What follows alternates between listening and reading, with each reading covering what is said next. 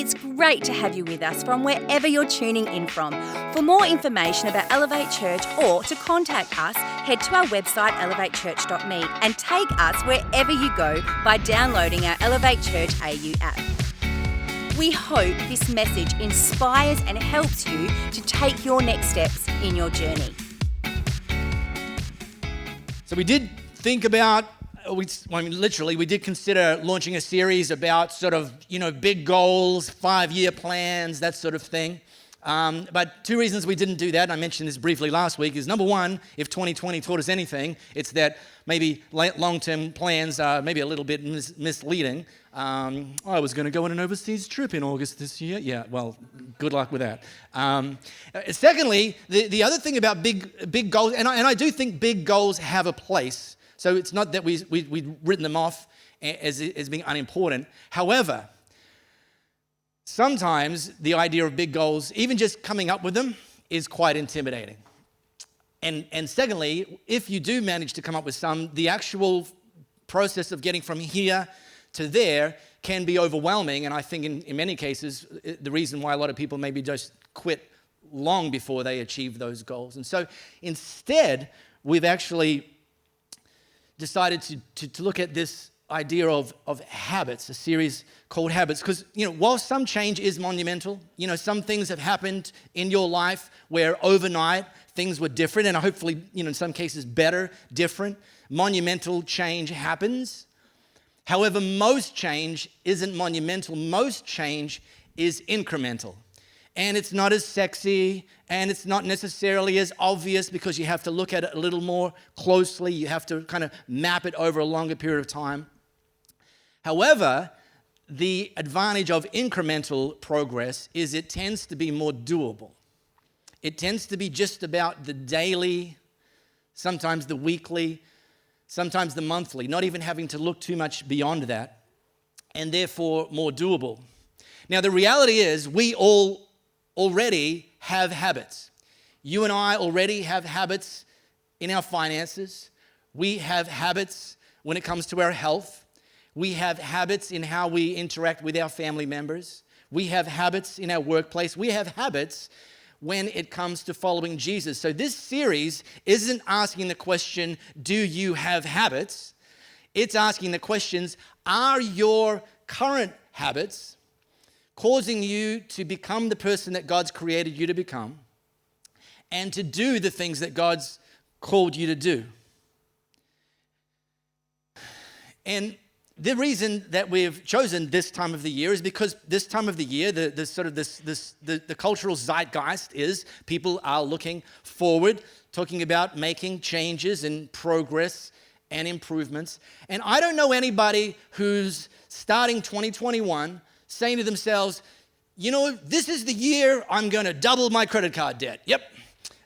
This is the year I'm going to totally scuttle my health. It's going to be hospital visit after hospital visit after hospital visit. Count me in. This is the year I'm going to drive an irreparable wedge between myself and my spouse. Yep, this is the year I'm finally going to drift away from following Jesus. All right, write that down, somebody. Now, instead, people are talking about, and maybe some of you have started setting your sails towards things like, this is the year I'm going to eliminate my credit card debt. This is the year I'm going to grow my relationship with my spouse. This is the year I'm going to actually turn my health around and make great progress and kiss my GP goodbye. God bless GPs, by the way. This is the year I'm going to get to know Jesus more intimately. I mean, those are the sort of things that people are talking about. But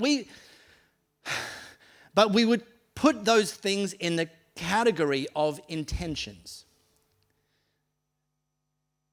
The reality, however, is it's our actions, not merely our intentions, that are going to determine whether these things become true for us in 2021 and beyond. And so the big idea of this series is this, that successful people, in whatever sphere that is, successful people do consistently what other people do occasionally. See, successful people recognize that we become what we repeatedly do. That we and our life is actually a byproduct of our habits. So again, we're just putting our current habits under the microscope and asking, are they the sort of habits that are taking us to the place that God's trying to lead us to? Now, if you're sitting here right now feeling a wee bit uncomfortable because you might be thinking to yourself, I'm not very good at habits, I'm a little bit sort of start, stop, and then let me tell you two things. Number one, I can't promise you this 3-week series isn't going to make you feel uncomfortable, but we're certainly not here to judge you. This is about encouraging you and hopefully helping you turn things around. The second thing is, if you struggle with habits and have in your life, you're actually in very good company. It's happened to the best of them. Paul, who I read something from him earlier, he was one of the heavyweights of the early church. Let me drop you into something that he wrote. If you've got your Bible app or your paper Bible, something that he wrote to the church in Rome.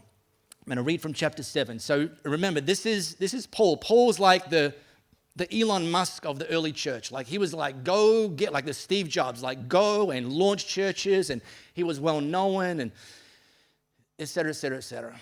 Telling people how to follow Jesus, preaching, too many people, couldn't fit them all in, all the good stuff. And he wrote this to the church in Rome. This is kind of one of those full disclosure moments that we all respect and are greatly encouraged by. Well, I decide to do good, but I don't really do it. And then I decide not to do bad, but then I do it anyway. My decisions, such as they are, don't result in actions. Something has gone wrong deep within me and gets the better of me every time. Well, appreciate the full disclosure, Paul, and maybe some of you can relate to what Paul wrote there. Next week, I'm going to talk about some habits that we might consider starting. The following week, I'm going to talk about some habits we might consider stopping. And I'd invite you to journey with us over these 3 weeks. Today, what I want to do is just kick off and highlight a few of the bigger reasons, or the more common reasons, that some people don't continue and achieve success with their habits. Okay, it's not an exhaustive list, but it's sort of like some of the big ticket items. And here's the first one. It's failing to understand that achieving goals requires both outcome and process.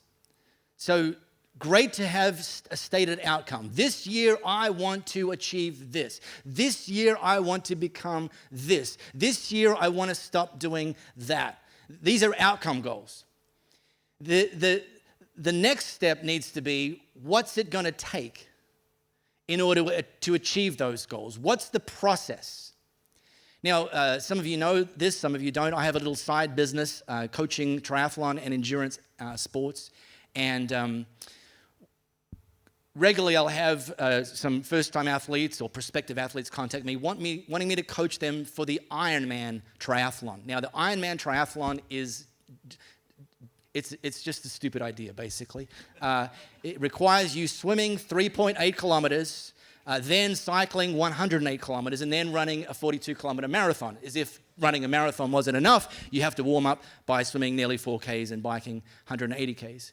And so these new athletes would come to me and say, listen, you know, my outcome, my goal is I want to finish my first Ironman. And, you know, there's a timeline on that. The event's in such and such a date, whatever. Like, don't come to me a week before. That's a deal breaker. But if you're going to give 6 months, 12 months, 18 months, great. So here's a date on the horizon. Here's a date on the calendar. Here's an event scheduled. You're entering, and that's your outcome goal. And now what I'm going to do with you from now until then is every single week we're going to establish a process goal. Every single week I will break things down and I will give them a prescribed program. In fact, it's prescribed, this is what I want you to do Monday. This is what I want you to do Tuesday. You don't even have to look at Tuesday's training plan until you get out of bed on Tuesday, providing you've got the time. Meaning, on Monday, just focus on what's on the schedule for Monday and tick the box. And then Tuesday, focus on that and tick. Don't focus on next week. Don't focus on next month. I mean, always keep in mind your outcome, because that's the reason you're doing this. That's the reason you started this. That's what you're trying to achieve with the daily. But the process is focus on the process and commit to the process and trust the process. And if you fail to do that, you will never achieve the outcome. And that's the same for any of us in any sphere of life where we've set ourselves an outcome goal. Great. Now you've got to figure out the process, and you might need some outside assistance for that. If it's finances and you're not very good at finance, you've been your own worst enemy in your finances and you don't have a clue how to manage your finances, you might need to get a coach and have them work with you and map out a process. But even then, getting some professional assistance or not, it still requires us to commit to the process. But the question is, what do I need to do today? And if you can get clarity on that and make it something that's achievable, maybe a stretch goal. Same for my athletes. I'll have to give them something that's beyond what they've already done before. If you've only walked to the letterbox and back, we're going to have to kind of extend your training program if you want to finish an Ironman. There's going to be some stretch goals along the way in the process. Sure, absolutely. But even then, they should be doable, like stretch but don't break. And that's very much for us how we need to understand habits. Don't lose sight of the outcome and daily focus on the process. All right, here's the second one. I'll put my Captain Obvious hat on. Impatience. People quit on their habits because they lose patience. Now, I think this culturally is more of a problem than it has ever been in the history of the world. Because we live in a culture that is increasingly set up where instant gratification is the norm. Instant gratification is not only expected, it's demanded. I think it happened with the invention of the microwave. I don't have anything to back that theory, but, just speculating out loud, I think the first domino was the microwave, where we could now, dare I say, cook meals in a matter of minutes versus a matter of hours. And now, that was just the beginning. Today, let's talk about TV. When I was a kid, we had 3 TV stations, and the TV station told you what you're going to watch and when you were going to watch it. And if you wanted to watch it, you had to be near the TV when they told you to. Mate, now I'm going to tell you what I'm going to watch, and I'm going to tell you when I'm going to watch it. And by the way, God help this remote control in my hand if there's even a hint of buffering.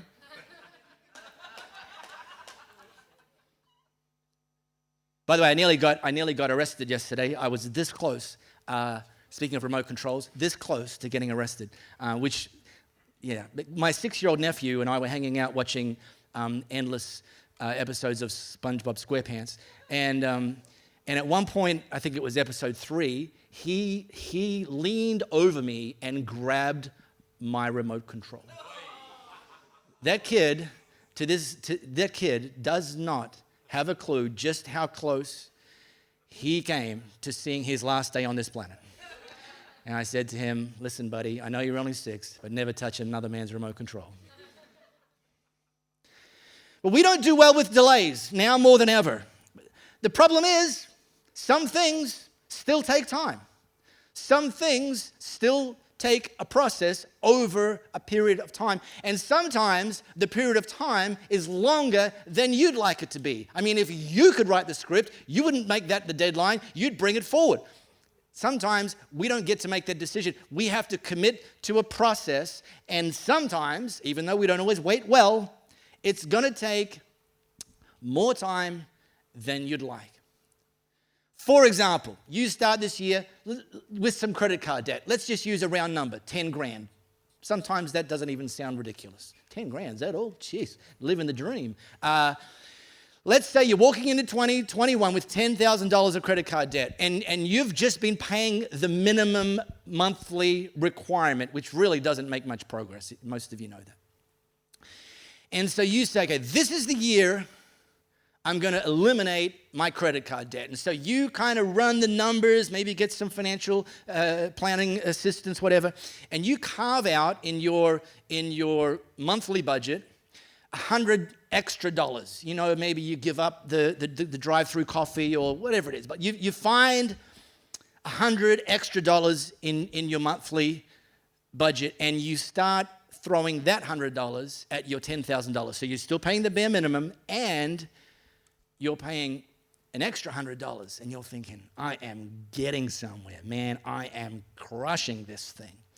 And at the end of 3 months, you get your credit card statement, and yes, you've been paying the minimum balance, and yes, you've been paying $100 extra, so now you've paid $300 extra. You started with $10,000, and your credit card statement says you now owe $9,980. You've thrown $300 their way, and you've only made a $20 dent. Because, of course, there's this thing called interest, 20%, 30%. And you think to yourself, well, what's the point of this? Stupid credit card. I'm never going to get that thing paid off. Stuff it. I'll just learn to live with $10,000 debt. And so you jump onto Amazon and you spend $500 just to soothe your frazzled nerves, and now your credit card balance is $10,480. You step on the scales at the gym, and the number staring right back at you is all too familiar, and you think to yourself, what? I'm spending time, I'm spending money, I'm putting in some sweat equity, and the needle is not moving. And so the next day, instead of hitting the gym, you hit the grocery ice cream section of your supermarket. What's the point? It's been 2 weeks already. Like, it took you more than 2 weeks to get to this place of poor health. It's probably going to take a little bit longer to get, but we don't always wait well. But here's the thing. Understand, let me tell you something that you already know. Again, I'll put my Captain Obvious hat on.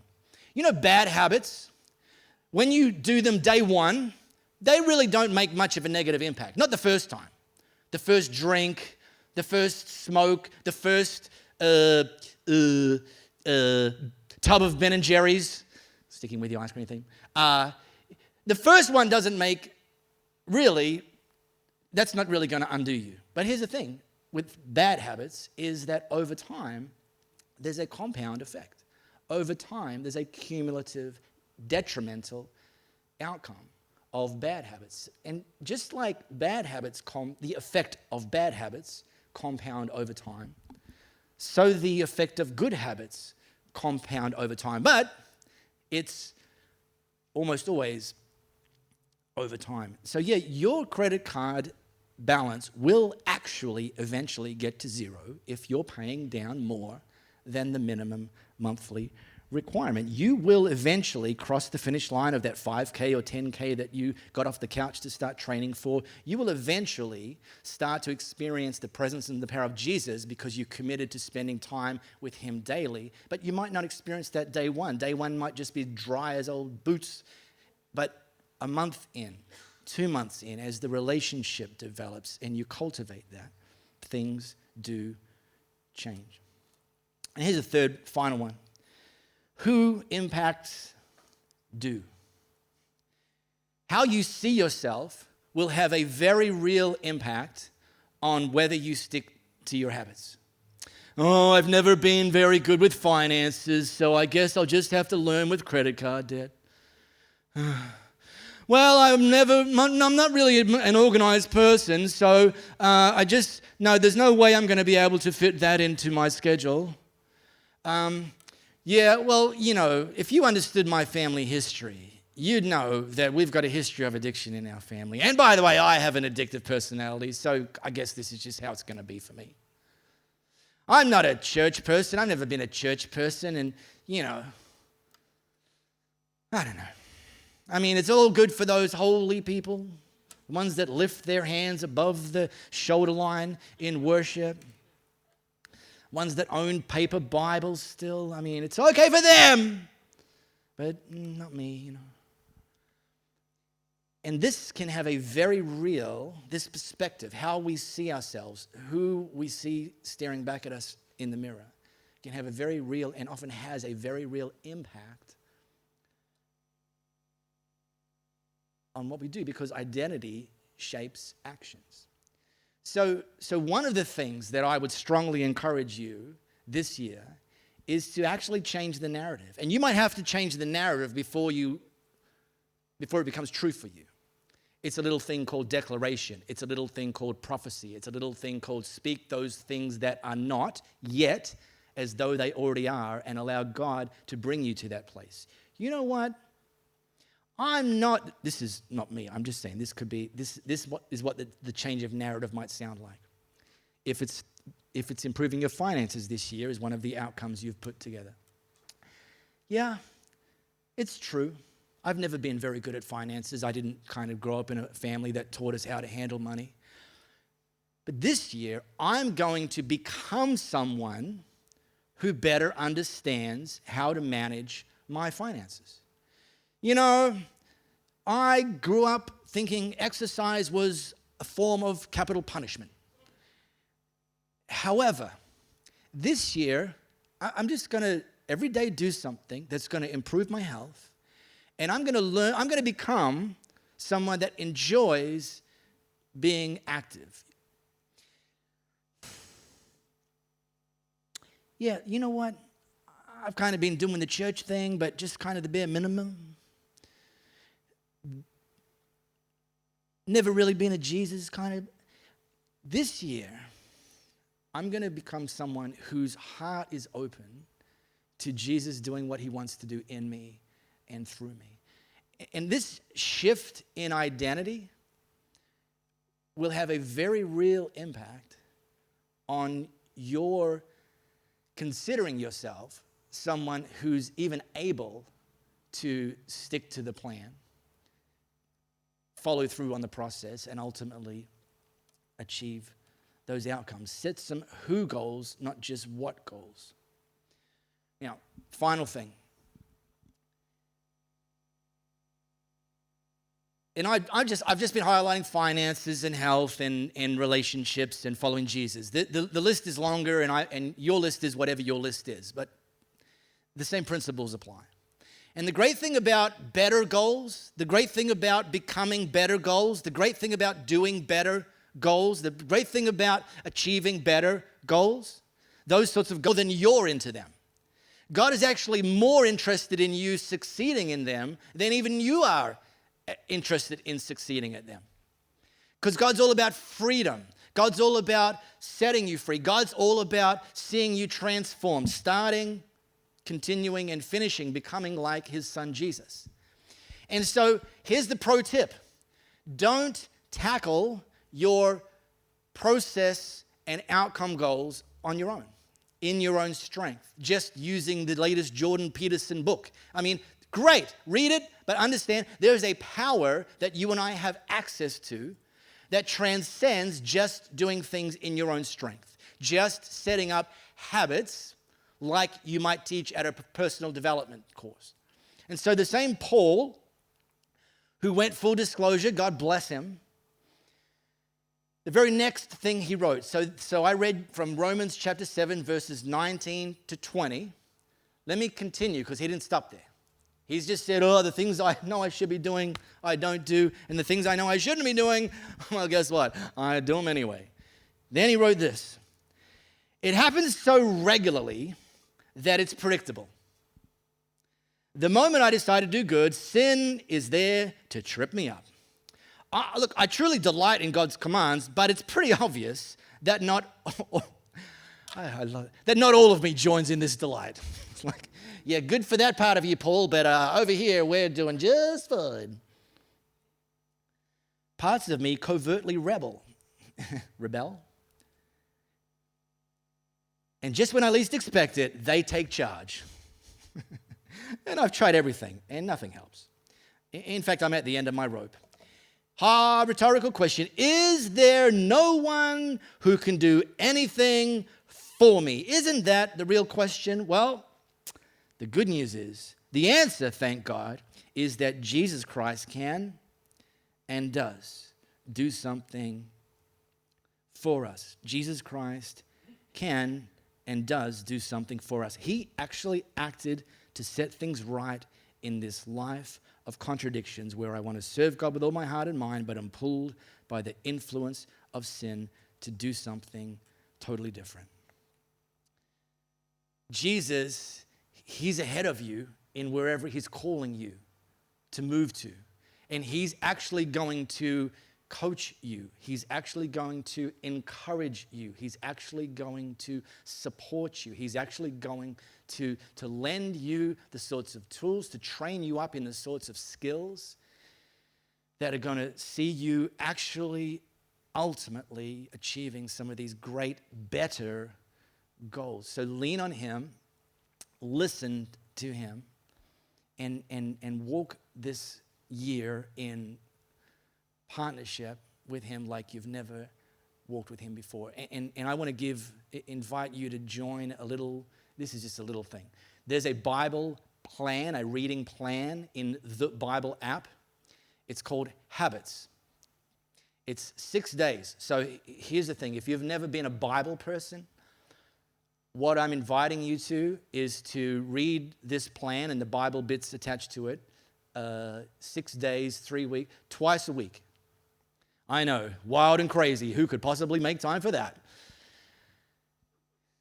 And this might just be one thing, a little thin edge of the wedge that kickstarts you if that's not been something you've done before. But just let that, and make time for it. Just carve out a bit of space, a bit of quiet. And that's just an idea. It's not the only thing. There's plenty of others as well, obviously. Can I pray for you? And yeah, more to come next week. I'll be preaching again. While some of you are enjoying your little summer vacay, I'm working my tail off. The sort of guy I am, Joseph. The sort of guy I am. Let me pray for you. God, I thank you that you're setting this year in motion already for us. That not only are your tender mercies new every morning, that you're giving us fresh insight, fresh perspective. You're pointing us to fresh opportunities, and you're pointing us to better goals, better ways of thinking, better ways of speaking, better ways of acting, and ultimately transforming us.